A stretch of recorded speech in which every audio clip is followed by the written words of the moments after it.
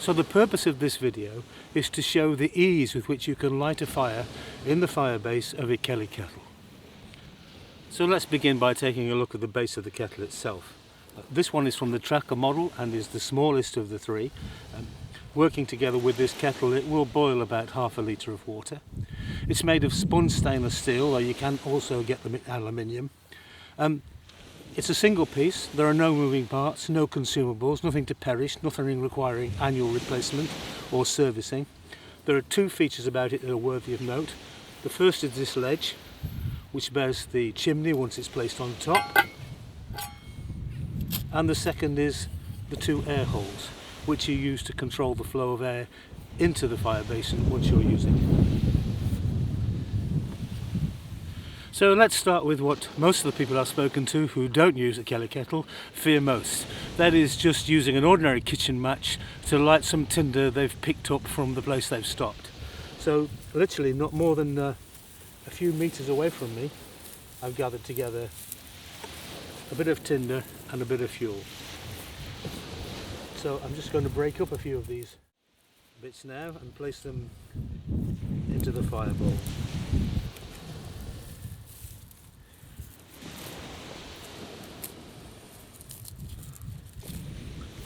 This is a little damp. We have had a couple of heavy autumn frets, early autumn frets, fog rolling in from the sea within the last few days. So although this was material at the top of the tide line, it has obviously picked up a bit of moisture. The second thing that's happening now is that the wind is turning on me, and a few moments ago it was blowing from the direction of the camera, from my face into my face. Now it's blowing from behind me, so I'm simply going to turn around the bowl to make sure the air enters from the rear.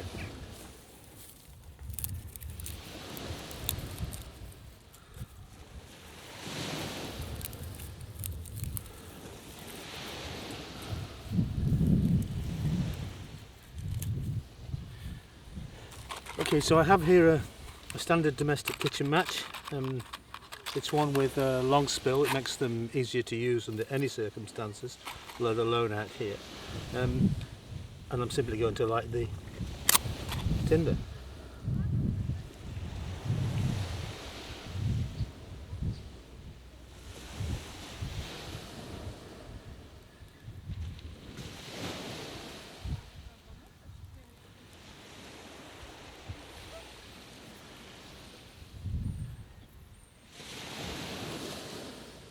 At this point, of course, I can start to add slightly heavier pieces, and it's actually already at the point strong enough for me to put on the chimney, which will improve its flaming capacity. There you go. I think that's a fairly effective demonstration.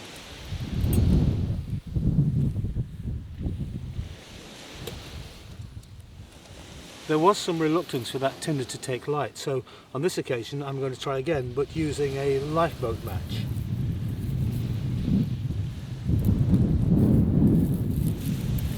And I'm simply going to drop the match into the tinder once I've assembled it.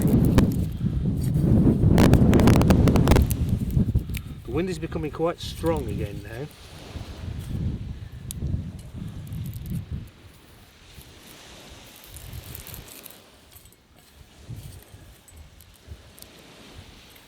You do need to exercise some care with lifeboat matches, as if the tail, stem, spill, whatever you want to call it, breaks, then the match will continue to burn no matter what you do. It's quite resistant to pouring water on it, for example.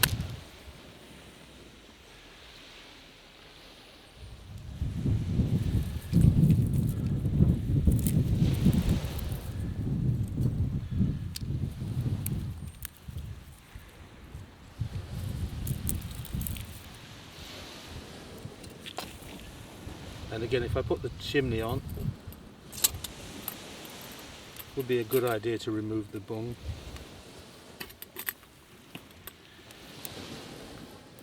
You can see, if I just demonstrate, that the fire has already grabbed quite a strong hold simply by placing the chimney over the flames.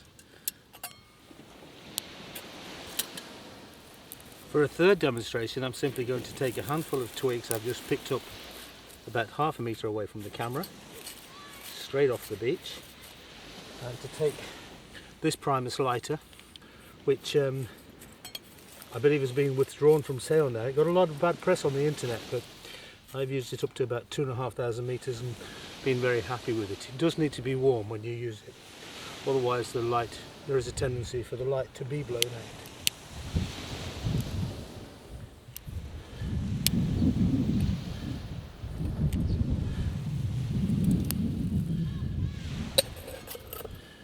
Again, once you put the chimney on, the flame begins to burn quite readily. I could have put fuel on that and it would now be burning quite successfully. I just want to look at what you can do now to assist the tinder to help it begin burning if it's damp or in some way resistant to catching fire. And this is a paraffin wax cube, which is out of one of those press out blister packs designed for barbecue starting. You don't need to use the whole cube at all, simply shave off a few fragments.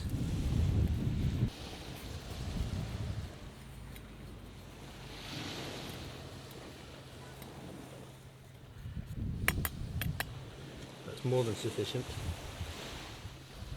I'm not going to put the tinder in at this point, I just want to demonstrate how easy it is to light, and as soon as I've done that I will add tinder to it.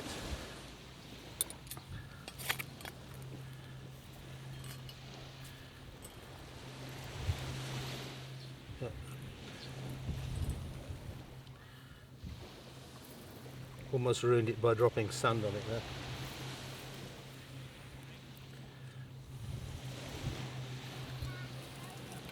Again, if I add the chimney, you can hear almost immediately that the flames have sprung into some vigour. The next demonstration is to look at the use of wood with a high terpene content. This, for example, terpene is the stuff from which we make turpentine, and normally occurs quite naturally and in quite high levels in trees which grow in wet areas.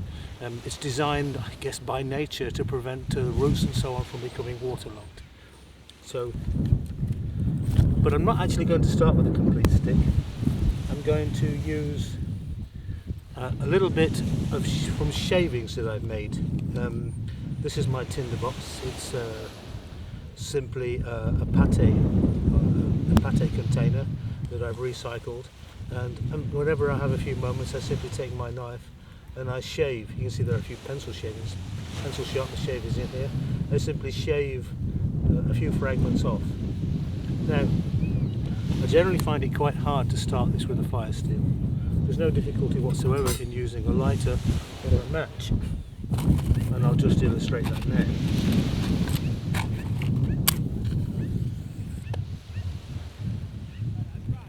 See, it takes very quickly, and again, if I apply the chimney, it will burn most vigorously, as I can now show.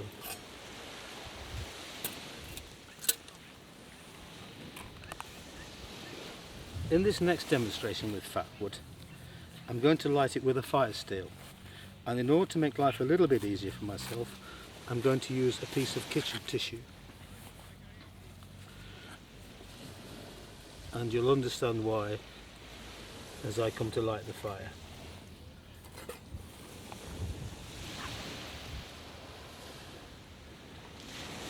See, I'm using only a few shavings, it's all that's actually required.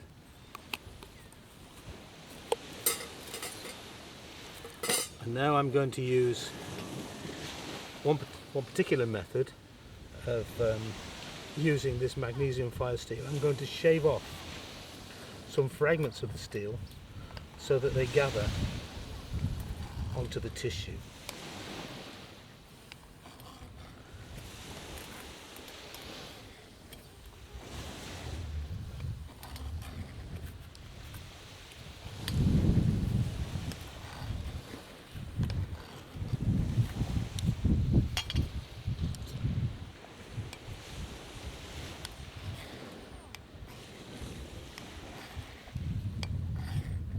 It is quite windy here, but because I'm working in the fireball and not straight on the ground, it does make life easier.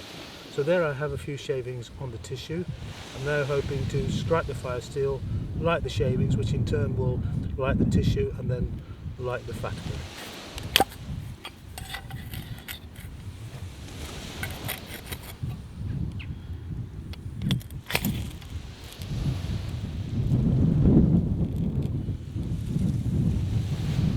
Bit of a ham-fisted attempt there, but at least it demonstrates I am a real human being.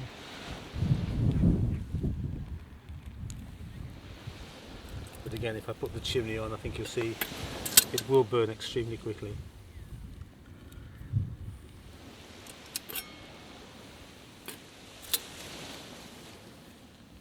And at this point you could be adding additional fuel. So for one final demonstration, I'm just going to show how it's possible to use a little bit of kitchen roll. It's probably normally, there's more there than I would normally use, to light some fresh tinder using the fire steel. So I have a little handful of tinder ready. I'll try not to pick up sand with it, and I'll try lighting my tissue now. So I'm simply going to start by scraping off some fragments of magnesium alloy onto the tissue.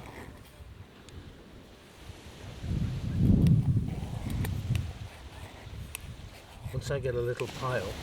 Now I realise that this is a more manual, slower way than simply striking the steel and having a shower of sparks, but it is generally more reliable.